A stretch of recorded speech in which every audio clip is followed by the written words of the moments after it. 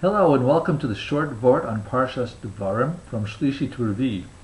In this week's Parsha between Shlishi and Revii, we have a rehashing of the story of the Meraglim, the sad event that resulted in the Jews staying in the desert for 40 years.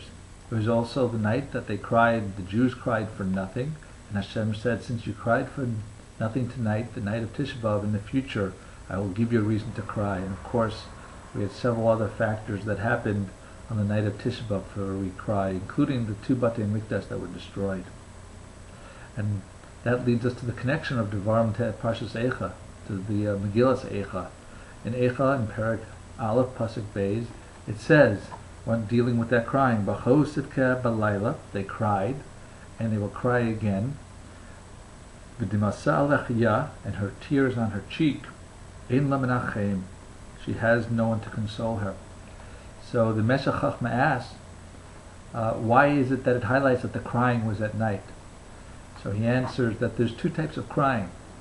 There's one crying where you want people to hear and to sympathize, and there's another crying where you're in such pain, such as the loss of a relative, that you just cry because of the pain and the sorrow.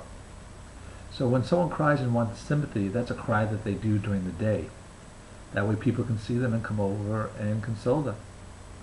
And when it's something that is so painful, they cry at night. That's the same thing as by the Beis Hamikdash. At the Beis Hamikdash, the pain was not something they were looking for consolation, but the pain was raw, and they just had to cry. So therefore that was considered to be a night type of crying. And that makes sense then, the conclusion of the pasuk that says that the tear was still on her cheek, because if it was in daytime and people would see her, then they would come over and console her and they'd wipe away the tears. But because, as we just said, this is the painful crying of a personal loss that is done at night, there was no one there to take away her tear, and therefore it remained v'dimasa alechya. May we be zocheh that this is the last year that we fast on Tisha B'Av, and that you have an easy and meaningful fast, and we should be zocheh to the binyan bayis b'mher v'amein amen. Thank you for listening.